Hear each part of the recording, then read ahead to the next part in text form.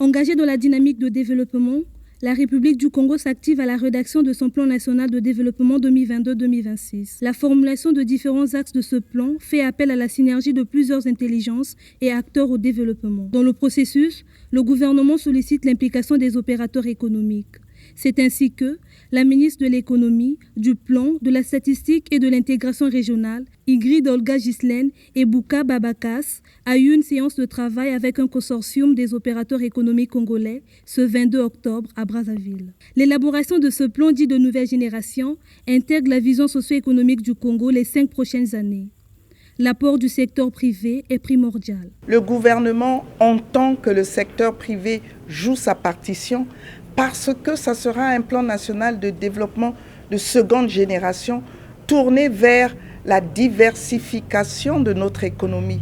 Qui dit diversification de l'économie veut dire appel aux opérateurs économiques.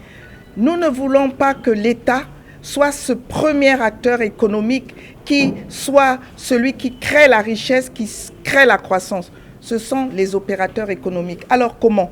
Nous sommes en train de travailler avec eux dans le cadre des groupes thématiques pour que nous rassemblions les prérequis. Nous savons qu'au Congo, il y a quelques difficultés en matière de climat des affaires.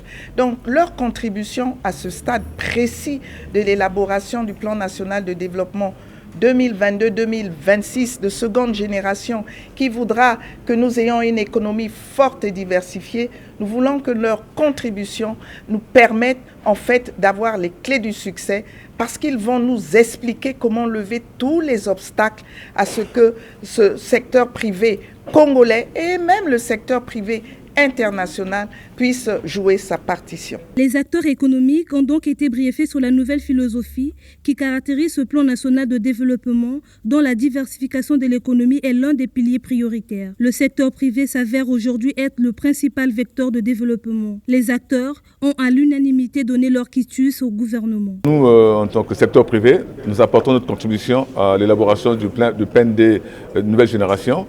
Donc, Madame la ministre a cité les 6 secteurs prioritaires, à savoir l'agriculture, le numérique, le tourisme et l'immobilier.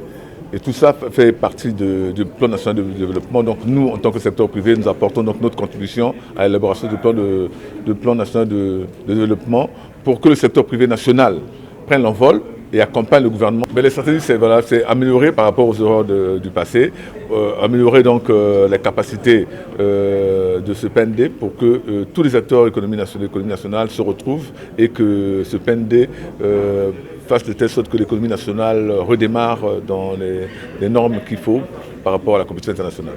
Cette rencontre entre les deux parties s'inscrit dans la droite ligne de série d'échanges que la ministre de l'Économie, du Plan, de la Statistique et de l'Intégration régionale a entamé avec toutes les couches sociales pour enrichir le plan national de développement.